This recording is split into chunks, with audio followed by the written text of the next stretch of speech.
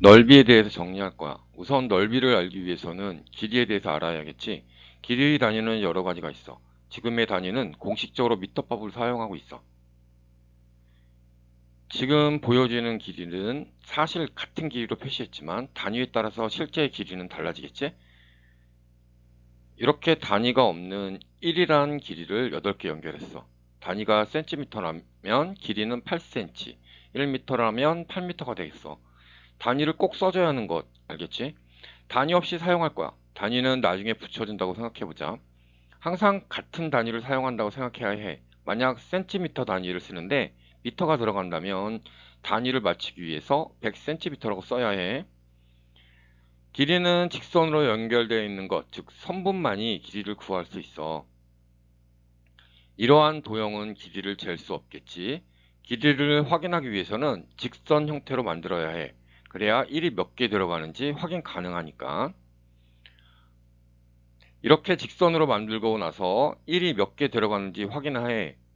그런데 우리는 원주율이라는 것을 알게 되면서 원의 둘레를 구할 수 있게 되었어. 지름을 알고 있는 원이라면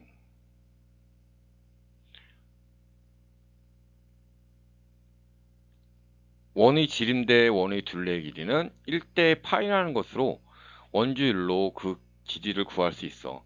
원의 지름이 5라면 5파이, 지름이 9면 9파이, 즉 1대 파이라는 것으로 둘레의 길이를 구할 수 있다는 것을 알고 있어야 돼. 그 결과 넓이도 구할 수 있게 되었어. 길이는 이렇게 단위에 따라 다르지만 1이 몇 개 있을 수 있는 것이 길이라고 해. 그럼 넓이는 1을 높이로 맞추었어. 즉 가로와 세로 각각 1인 정사각형이 몇 개 들어갔는지를 찾아내는 것이 넓이로 생각하면 돼. 이젠 넓이들을 구해보도록 하자. 이 직사각형의 넓이를 구하는 것은 단위가 1인 정사각형이 몇 개 들어가는지 확인한 것이라고 했으니 우선 가로의 길이를 구하여 몇 개가 들어가는지 확인해보자. 가로에는 5개의 정사각형이 들어갈 수 있고 세로에는 4개의 정사각형이 들어갈 수 있어. 길이와 넓이는 관계가 깊겠지만 정말 다른 의미를 가지고 있어. 길이의 1은 두께가 없을 때의 직선, 즉 선분의 거리를 길이라고 해. 확인해 볼까? 이 직사각형에는 이렇게 가로, 세로의 길이가 1인 정사각형이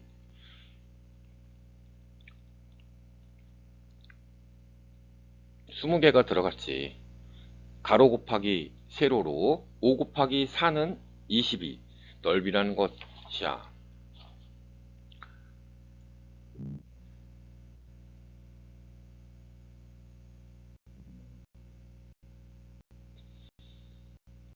삼각형의 넓이를 구하였으니 삼각형의 넓이를 구해보도록 하자.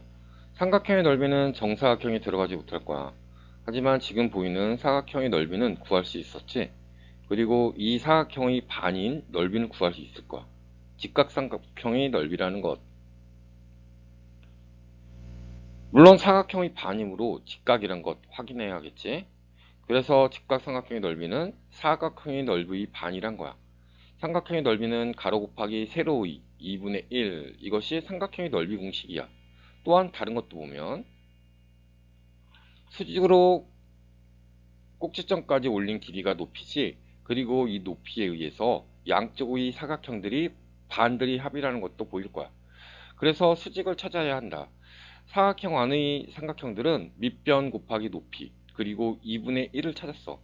사각형 안의 삼각형들은 모두 예각삼각형이고 예각삼각형의 넓이 공식이 왜 사각형의 넓이를 구하고 삼각형의 넓이를 구해야 하는지 알 수 있었고 이젠 둔각삼각형을 확인해 보면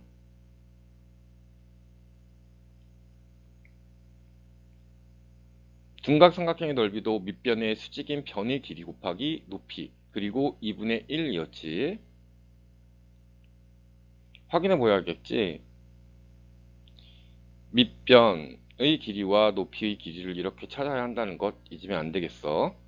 그리고 하나, 높이를 찾은 수직선에서 밑변까지의 길이를 밑변 m이라 두면 자 이렇게 두면 하나의 커다란 직각삼각형에서 작은 직각삼각형을 빼주면 되겠지.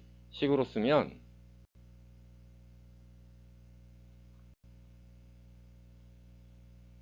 밑변 곱하기 높이 곱하기 2분의 1. 항상 삼각형은 밑변 곱하기 높이 곱하기 2분의 1이라는 공식을 가지게 되었어.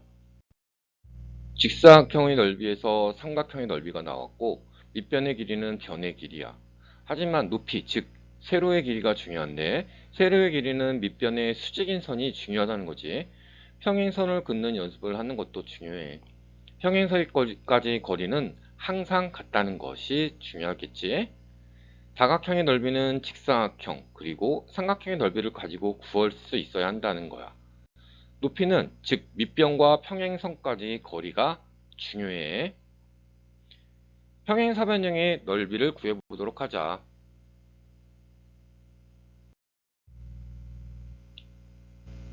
이 평행선의 높이라는 것, 평행선 많이 사용할 거야. 이제 우리가 배운 직각삼각형을 잘라서 다른 모자른 곳에 붙여보기로 할 거야. 직사각형이 될 거야. 직사각형의 넓이는 밑변 곱하기 높이라는 것 확인할 수 있겠지.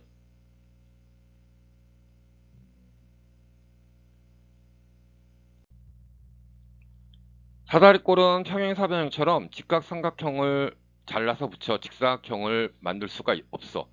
우선 사다리꼴이 무엇이었지? 사다리꼴은 한 쌍의 평행한 직선으로 만들어진 사각형. 평행사변형도 사다리꼴이긴 하지만 두 쌍의 평행한 성질에 의해서 대변끼리 길이가 같다는 것을 이용해서 구했어. 사다리꼴은 평행사변형을 만들어서 구해볼 거야.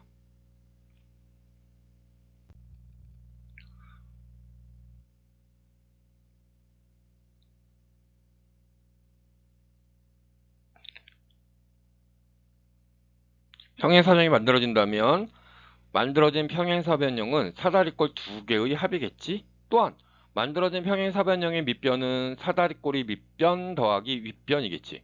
그렇게 해서 만들어진 것이 사다리꼴이 넓이 공식이야. 밑변 더하기 윗변 그리고 곱하기 평행선의 높이 그리고 둘로 나눈 값. 이 도형의 넓이를 구할 수 있을까? 물론 어떠한 길이도 주어지지 않았기에 구할 수 없겠지만 그래도 구할 수 있는 방법은 구할 수 있는 방법으로 도형 나누기야. 삼각형 혹은 사각형으로 도형 나누기. 삼각형으로 구해보아야겠지?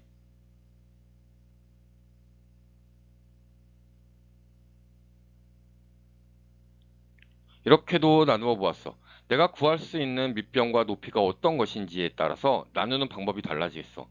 알고 있는 것과 찾을 수 있는 것을 이용하여 새로운 것을 찾고 그 찾은 것을 이용하여 원하는 답을 찾아내도록 해야 돼. 이젠 다각형이 아닌 원을 구해보도록 할 거야. 원주를 찾았기에 원은 넓이를 구할 수 있다고 했지. 원주를 찾아보기 위하여 원을 굴려보면 원주는 지름 대 지름 곱하기 파이와 같이 반지름을 r, 지름을 2r이라고 한다면 중심각에 의해 원을 잘랐으니 하나의 부채꼴의 높이는 r이겠지. 물론 한없이 잘라야 하겠지만 자, 이렇게 따라가 보면 원주의 크기를 반으로 잘라서 두 개를 붙이면 직사각형을 만들 수 있겠지. 그렇다면 높이는 r, 밑변은 r파이라는 직사각형이 만들어지게 될 거야. 그렇게 해서 원의 넓이는 파이 r 제곱, 즉 반지름 곱하기 반지름 곱하기 파이라는 원의 넓이 공식이 나오게 된 것이야. 또한 원은 중심각의 크기로 부채꼴을 만들어서 똑같이 자를 수 있었어.